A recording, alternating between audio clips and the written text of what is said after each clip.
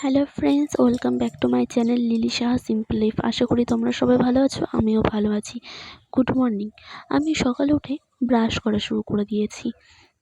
Brush করা হয়ে গেলে আমি এক গামলা লুচি আর এক বাটি সুজি নিয়ে খেতে বসে পড়েছি।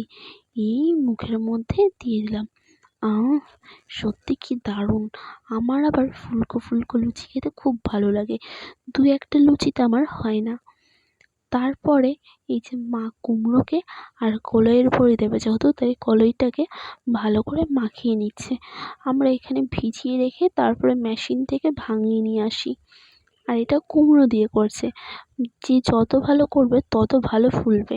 তো প্রথমে কুমড়োটাকে একটু হাঁড়ির মধ্যে ভালো করে মাখিয়ে নেওয়া হচ্ছে। এই দেখো। তারপরে এখানে ভাই গামলার মধ্যে অল্প অল্প করে নিয়ে ভালো করে ফাটাচ্ছে জিনিসটা।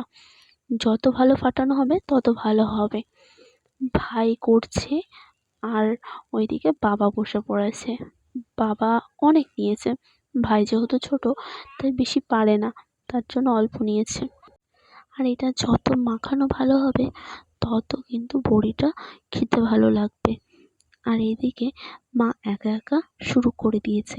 এখানে 3 কেজি ডালের বড়ি দেওয়া আছে। মা একা একা করছে। রোদ অনেক উঠে গেল।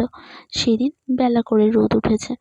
আর আমিও একটু চেষ্টা করছি যে দেখা যাক পারি কিনা। আমি, বাবা, মা 3 জনে মিলেই দেওয়া শুরু করে দিয়েছি। আগের থেকে অনেক বড় হয়েছে আমার দেওয়াটা। আমারটা আগের থেকে অনেক বেশি বড় হয়ে গেছে। এই দেখো এরকম হয়েছে। এখানে 3 কেজির আছে। কে কে বড়ি খেতে ভালোবাসো অবশ্যই কমেন্ট করে জানাবে।